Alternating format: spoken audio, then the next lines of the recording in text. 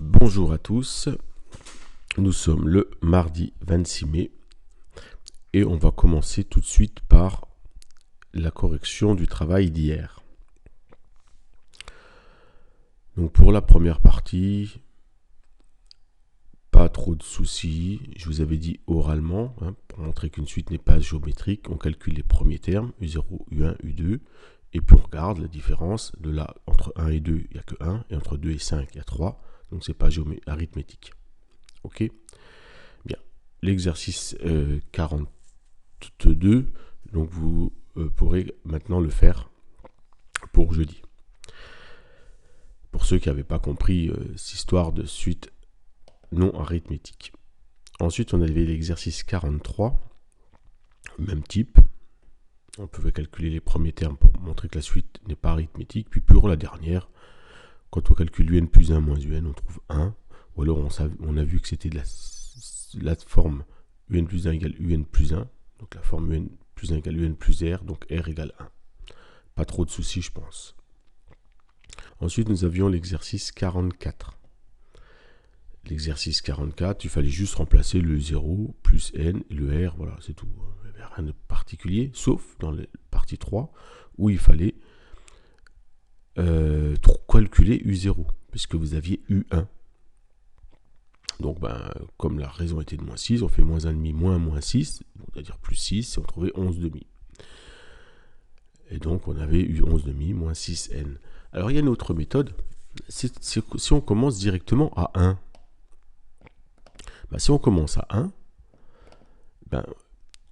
ensuite, on ne va pas rajouter n fois r, parce que pour avoir U2, on fait U1 plus une fois r. Donc ici, la formule ne peut plus être la même. Donc si on commence à 1, ici, il va falloir mettre n-1. Pourquoi ? Parce que U2 égale U1 plus R, U3 égale U1 plus 2R, U4 égale U1 plus 3R. Donc ici, il y aura un n-1 qui va apparaître. Alors c'est facile, si vous ne vous souvenez plus, vous remplacez n par 1. Ça fait U1 égale U1 plus 1 moins 1, 0, donc ça marche. On peut remplacer n par 2 aussi. U2 égale U1 plus 2 moins 1, 1, R, donc ça marche. U2 égale U1 plus R. Et donc dans ce cas-là, on peut remplacer directement le U1, n moins 1, le R, on développe et puis ça marche. En fait, on fait le même calcul, c'est juste rédigé autrement avec une autre formule. Et puis pour le 4, on commençait à U4, donc on pouvait soit calculer U0, comme la raison était de 1 cinquième, donc à partir du U4, on faisait moins 1 cinquième, moins 1 cinquième, moins 1 cinquième, moins 1 cinquième, ou moins 4 fois 1 cinquième, on obtenait 16 cinquièmes, c'était la première méthode. Et puis la deuxième méthode, on peut utiliser la même formule si on commence à U4. Si on commence à U4, et ici il va falloir écrire n-4. Pourquoi ? Parce que si on prend U4, vous avez U4 plus 0R. U4 égale U4. On ne peut pas mettre quelque chose. Ou U5, U4 plus 5 moins 1, 4, 1 fois R. D'où la formule que je vais voir, que vous allez mettre dans le cours. Pour l'exercice 46, je vous ai réécrit, je vous ai mis à finir le premier, la correction du premier, où entre U5 et U10, il y avait 45 de différence. Donc on a 5 fois la raison est égale à 45, la raison est égale à 9. Puis après, je calcule U0 de la façon dont vous voulez, soit à partir de U5, soit directement à partir de U5 qui valait 4. Et puis après, vous faites U4, U3, U2, U1, U0, directement 4 moins 5 fois la raison. On obtenait moins 41, d'où la formule qui est ici. Et puis pour avoir U4, on remplace n par 4, ça fait moins 41 plus 9 fois 4, moins 5 par exemple. Ou à partir de U5, on aurait pu faire aussi moins 40. U5 qui valait 4, 4 moins 9, moins 5, ça marche aussi. Voilà, donc je vous laisserai finir l'exercice 46 et puis faire également l'exercice 42 et 45. Alors donc, le cours. Autre formule, donc UN égale U1 plus N moins 1R, elle est intéressante à utiliser quand ça commence pas à U0 mais à U1. Et puis même quand ça commence à UP, U2 ou U3 ou U4, ici il faut juste rajouter N-2, N-3, N-4, N-P. Alors, troisième partie, la somme. Alors, la propriété, on va commencer pas par ce qui est en violet. En violet, c'est uniquement prépa. Hein. On va commencer par ce qui est en rouge. Pour tout entier naturel n, on a 1 plus 2 plus n égale n plus 1 sur 2. C'est une formule de la somme des entiers de 1 plus 2 plus 3 plus 4, etc. On va tout de suite faire un exemple. Pour calculer 1 plus 2 plus 3 plus 10, il y a une façon toute simple, c'est de réécrire la somme à l'envers.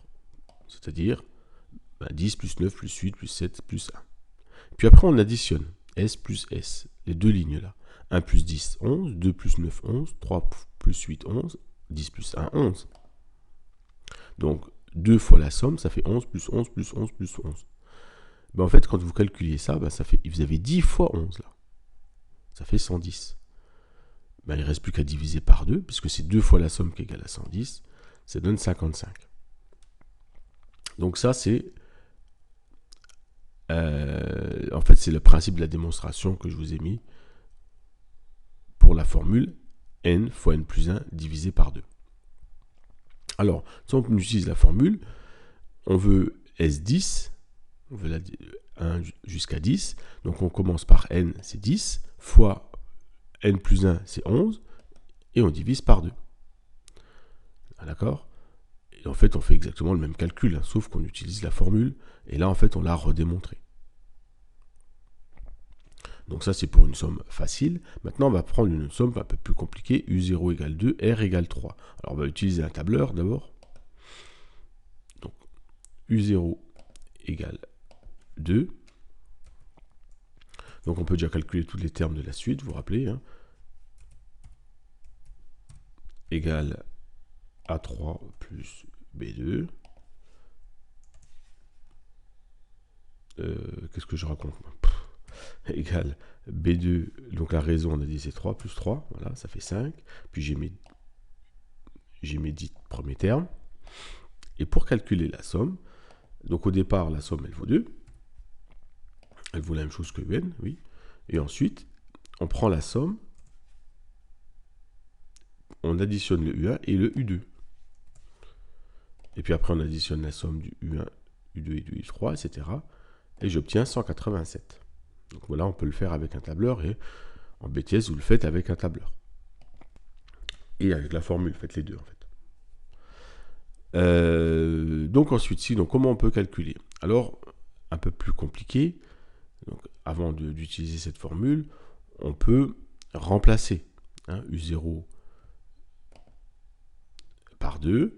U1, ben, c'est 2 plus la raison 3. U2, c'est 2 plus 3 fois 2. Et puis U10, 2 plus 3 fois 10. Puis là, on voit que les deux, il y en a plusieurs. Il y en a 1, il y en a 2, 3, jusqu'à 10. Hein, donc il y a 10 fois le 2. 1, 2, 3, alors, je ne les ai pas tous écrits, il y en a 10. Et puis ensuite, on peut mettre 3 en facteur. 3 facteur de 1, plus 2, plus 3, plus 4, plus 10. Voilà ce que ça donne. Donc on a 11, j'ai dit 10 fois, non, j'ai 11 fois parce qu'il y a le U0 qui est là.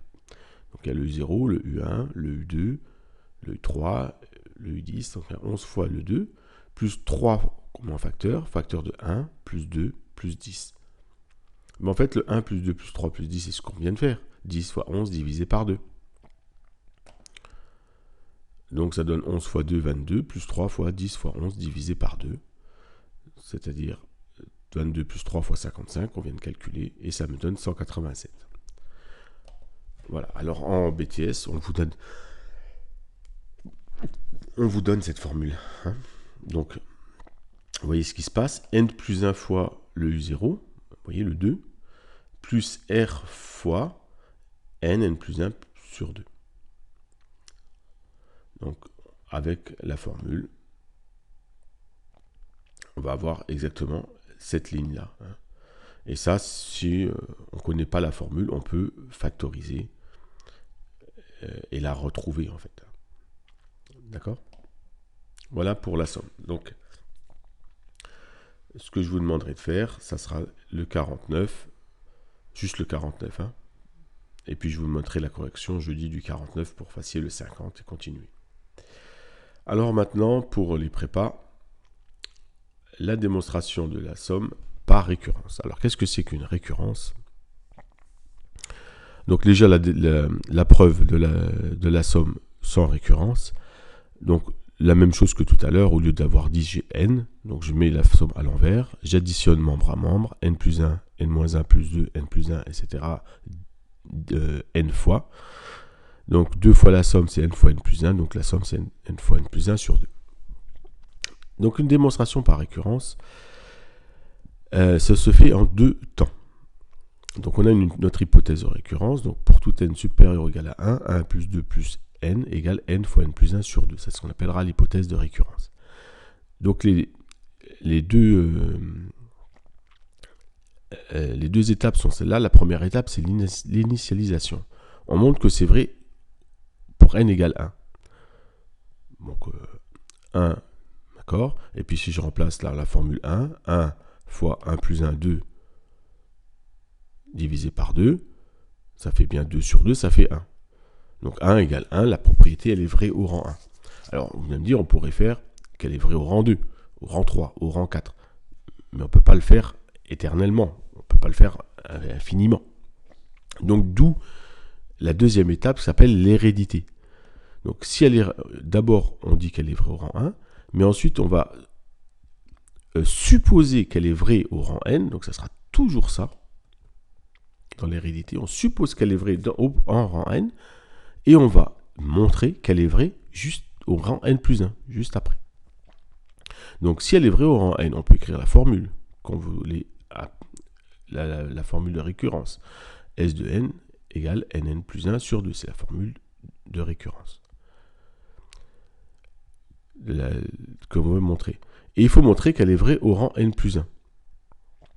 Alors si je remplace dans cette formule n par n plus 1, bon, j'ai n plus 1, et puis n plus 1 plus 1, ça donne n plus 2. Donc en fait, voilà ce qu'il va falloir montrer. Alors comment on fait pour montrer? Ça, on ne peut pas l'utiliser, il faut le montrer. Ce qu'on peut utiliser, c'est ça, l'hypothèse de récurrence. Par contre, ce qu'on peut utiliser, c'est que pour avoir n plus 1, c'est d'écrire la somme 1 plus 2 plus n, et puis on rajoute le n plus 1. Mais le début, là, ben, c'est la somme de 1 plus 2 plus n, celle qu'on a supposée vraie, qui vaut n plus 1 sur 2. Donc du coup, la somme des n plus 1 premier terme, ça donne n plus 1 sur 2 plus le n plus 1, le dernier terme, là, celui-là.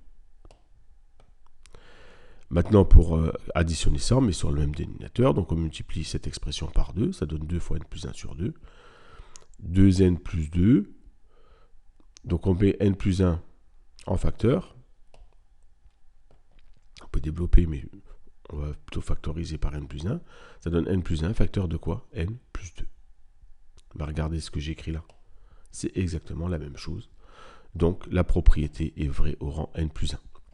Donc on fait toujours une conclusion, la propriété est vraie au rang 1, si elle est vraie au rang n, alors elle est vraie au rang n plus 1, donc la propriété est vraie pour tout n supérieur ou égal à 1. Je vous propose de faire un autre petit exercice, pour ceux qui veulent en prépa, c'est la somme des carrés. Donc au lieu de faire 1 plus 2 plus n, on fait 1 plus 2 au carré, plus 2 au carré, plus n moins 1 au carré, plus n au carré. Et cette somme-là, elle vaut n plus 2 sur 3. C'est un exercice de prépa. Donc vous ferez pareil. Initialisation, ben S de 1, ça doit être égal à 1. Donc vous allez remplacer tout ça par 1, le n par 1, puis vous verrez si vous obtiendrez 1. Voilà, je viens de vous dire hein, ce que vous devez faire là. Donc la propriété sera vraie au rang 1. Et ensuite, pour l'hérédité, ben vous supposez qu'elle est vraie au rang n plus 1, n, donc vous écrivez l'hypothèse de récurrence, et il faut montrer qu'elle est vraie au rang n plus 1. Donc au rang n plus 1, ben, le n, ça devient n plus 1.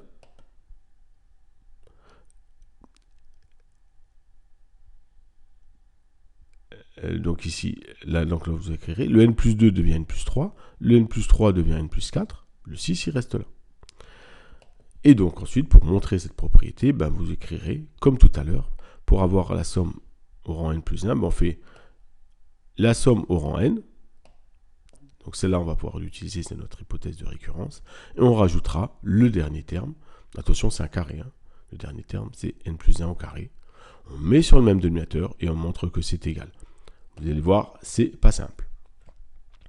Voilà, bonne journée à vous, travaillez bien et à jeudi.